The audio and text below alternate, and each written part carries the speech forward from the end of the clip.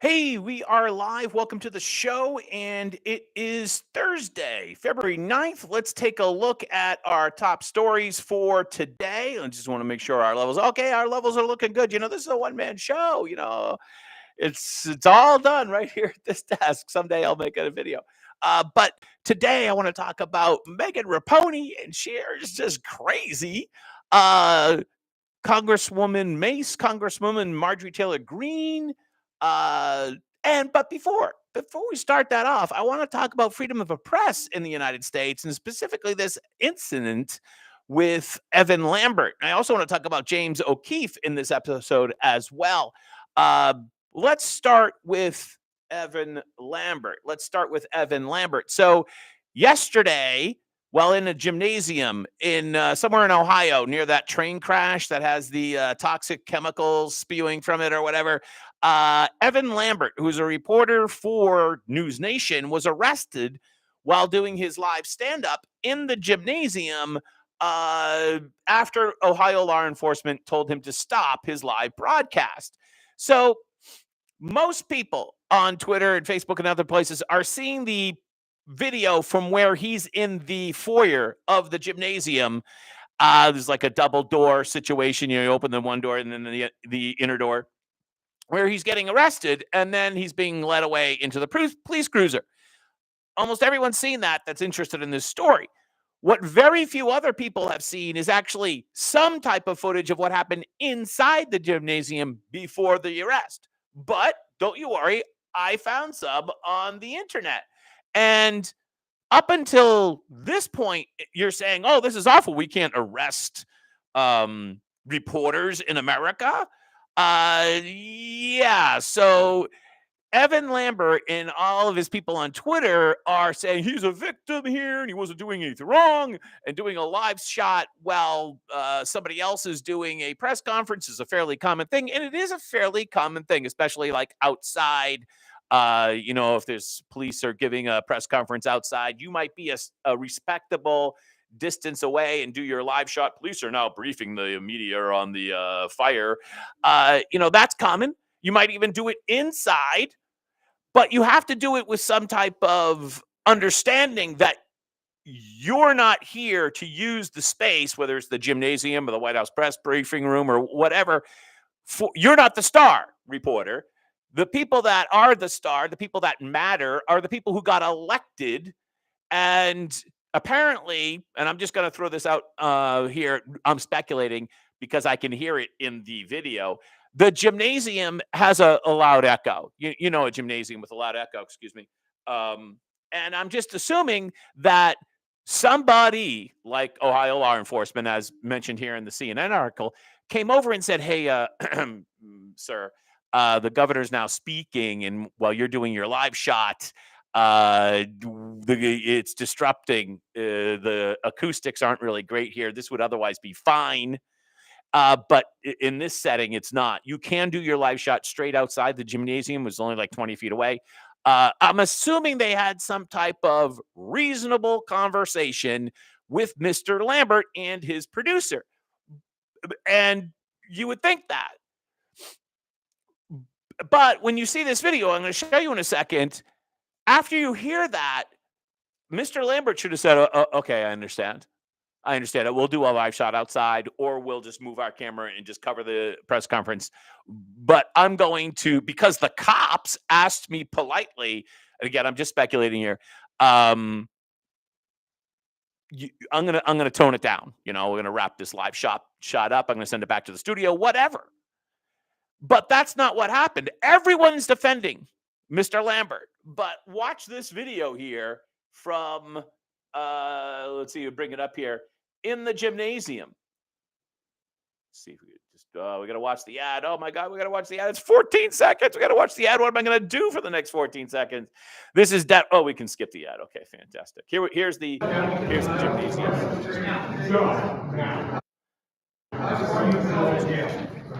So where we pick up this video, which is about 2 minutes long, and he is already in some type of heated discussion with at least 4 law enforcement officials. You got the guy with the backpack is not a cop. You also in the background have a what appears to be a state trooper in a large man with a hat and a green shirt. I'm just guessing he might be like his producer. I don't know. And then there's another cop over here to the left. Now, what happens next? And you can hear in the background, like the press conference is going on in the background. It's a gymnasium. Everything echoes. And it's a pretty heated discussion. You can now see the second cop going into the foyer. You can also see how easy it would have been for Mr. Lambert just to have gone outside to do his live shot 20 feet away. There's a pat on the shoulder. There's more pointing, more arguing. He is making a scene rather than just saying, hey, you know what? I understand. I don't want to be disruptive to the governor who actually people voted for. Not that I'm a fan of Mr. DeWine. I'm not, but you can't be, what's the word for this? An asshole. Just because you're a member of the media doesn't mean you can do a live shot and step acoustically on the governor's press conference. Look, and he's still being aggressive. And now they're following over there because at this point, they pretty much asked him to leave. This lady on the left is recording it. You know, it seems as if he's being incredibly aggressive. Here's the woman cop. She's got her pink handcuffs out and her pink handgun. Well, I'm not even going to comment on that further. But he's definitely being aggressive. Where is the sense of reasonableness with everybody in our country, right? The cops come over and say, hey, listen, you really can't do this right now because the governor is speaking. Why does Evan Lambert, I don't know him, but why does Evan Lambert continue to be aggressive and cause a scene? You've got to be professional. And Mr. Lambert was not professional in this case here. Everyone sees the episode where if you look in the background, the guy with the green shirt and the blue hat is now laughing with the cops. So that does not seem to be a controversy. The cops are quite aware that everything's being recorded. Everyone's got their cell phone out. And that, I am guessing, to the left there was where they had their live shot set up. But, you know,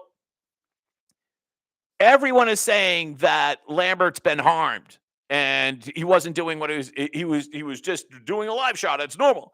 But based upon that video, which very few people have seen, he was creating a scene at a press conference. And should the police have tried to handle this a little bit better? Probably. On the other hand, when they finally do arrest Mr. Lambert, he resists arrest. It's not like he says, okay, I'll just go. They struggle. The two cops are required to arrest this, including the lady with the pink handcuffs. So, you know, why? He is not necessarily a victim here. And I think that will come out when all of this does come out as part of the media coverage. All right, so let's flip to James O'Keefe. He has been permanently suspended and or on paid time off from Project Veritas. So this is a situation where, how do I want to say this? He is bigger as a brand. James O'Keefe is bigger as a brand than Project Veritas. And what I'm expecting is going to happen is eventually he'll probably be fired by the board of Project Veritas. And there's some like weird nonprofit chapter 5013C, or there's multiple, I don't want to get into that nonprofit discussion, but I think there's like two of them. And he very well might no longer be with Project Veritas. And what I think Project Veritas is going to realize is there is no Project Veritas without James O'Keefe. This is the guy that busted Acorn. And you might fire him, but you really can't fire him because his brand is bigger than Project Veritas. There's no doubt about it. Now, apparently there's some additional, there's always controversy with O'Keefe, right? Remember when when there was this issue about tapping the senators' phones down in Louisiana. Remember that? Yeah. There's always controversy. and I'm not saying that I endorse everything he's done, but he is bigger than Project Veritas in terms of a brand. Apparently, some employees, Project Veritas has like 70 employees. Who knew? Some of them have written a letter that he's hard to work for, or difficult, or impossible to work for, or whatever the case may be. But he's bigger, and he's going to win that case, and he should win that. Well, it's not so much a case now, but I'm sure there will be. If you go over to the Daily Beast, which of course the reason I picked that is because I'm sure they wouldn't write anything nice about him. So I just kind of wanted to see what they were going to say about the dirt. Project O'Keefe, James O'Keefe, outright cruel. Why doesn't that move up like it should? Outright cruel. Well, all right. Well, sorry, Daily Beast, you're trying to serve me an ad, and you know what? Bye-bye. They're saying he's outright cruel to his employees. He actually he actually took away a sandwich from a pregnant lady. I mean, it's who knows if that's true, but it's too bad that they've come to this, because they are going to find out that all those people on the board and all the money, that doesn't matter. He's going to start off fresh, and he will survive. Whether you like him or love him or whatever, it doesn't really matter. He's bigger than their brand, and it's so over for Project Veritas, and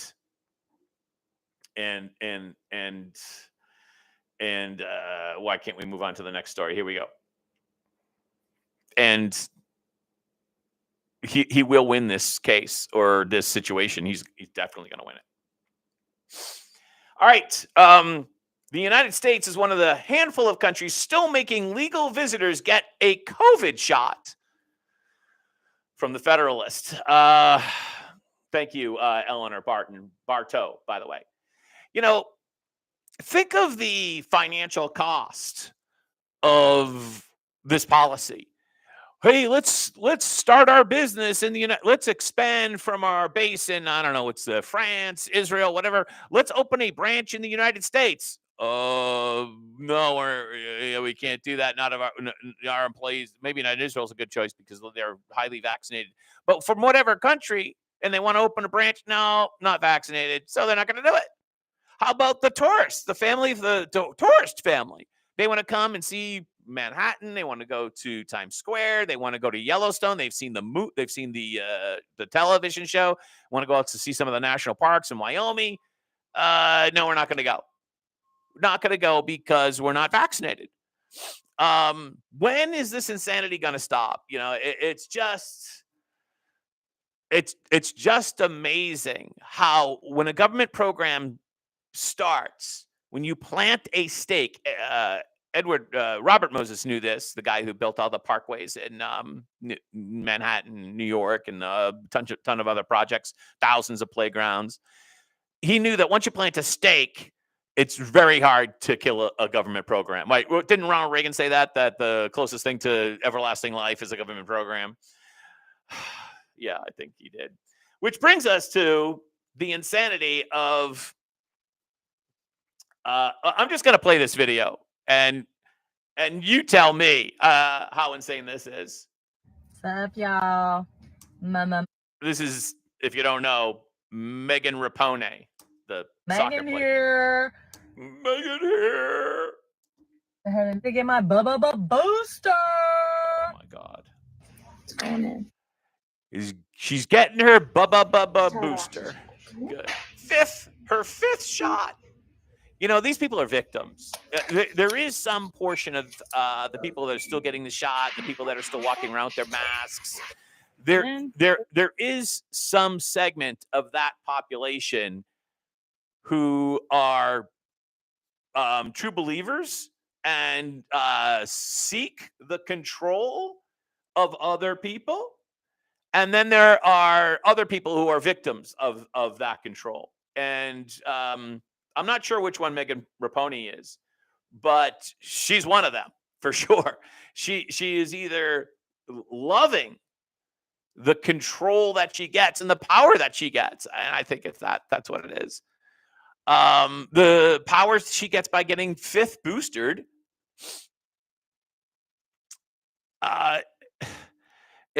The insanity never ends. Is she a victim or is she a perpetrator? It's hard to say. I think she's a perpetrator. She's a perp, right? Yeah. And those people that are walking around with a mask or even driving in their car by themselves with their mask on, for the most part, those people are victims. All right, let's take a look at what happened with Lauren Southern. Her parents have been barred from Airbnb. She has been barred from Airbnb for quite some time. Tucker explains. Good for your country. And because of that, big tech has decided to make it impossible for her to live in the West. Airbnb has refused to allow her to stay in any of its properties without explaining why. By the way, if you have a felony record, probably stay at an Airbnb. But now Airbnb has decided to take a close look at Lauren Southern's family. Because her parents are related to her by blood, the genetics are incriminating. And her parents are no longer allowed to stay at Airbnb, a common practice in North Korea. So we reached out to Airbnb and its head of public policy, former Obama official Jay Carney, and Airbnb claimed this was just a mistake. Jay Carney. Of course, it wasn't a mistake because they explained that they were doing it because these people are close to Lauren Southern in their email. This is the company, by the way, that banned January 6th defendants. Lauren Southern remains banned by Airbnb. She joins us today. Lauren, thanks so much for coming on. What kind of world is it where not just the thought criminal, but the thought criminal's family is? Yeah, that is a really good question, Tucker. The North Korean analogy is right on. I mean, that your whole family it's like a cult. That's exactly what happens in a cult, right? When one family member leaves, the other ones are pounding. Yeah, it's exactly like a cult. And from spending the night. What is that? And I use Airbnb. There's definitely been a Pandora's box opened in the culture war. I think progressives have realized with the laws we have in place defending civil liberties, they can't quite bring a social credit system in yet. So they found a way to circumvent it through the corporate class. They can just impose a social credit system on us using big tech. All right. By the way, I don't know if you've noticed, but we are starting to win on this front. DeSantis is starting to win for sure. And the whole woke thing is starting to have had its day, in my opinion. That's not mean it's going away. It doesn't mean we have to stop. We're going to stop fighting it. But we're starting to win. Right. We are starting, and I think we all felt that most certainly when Musk took over Twitter.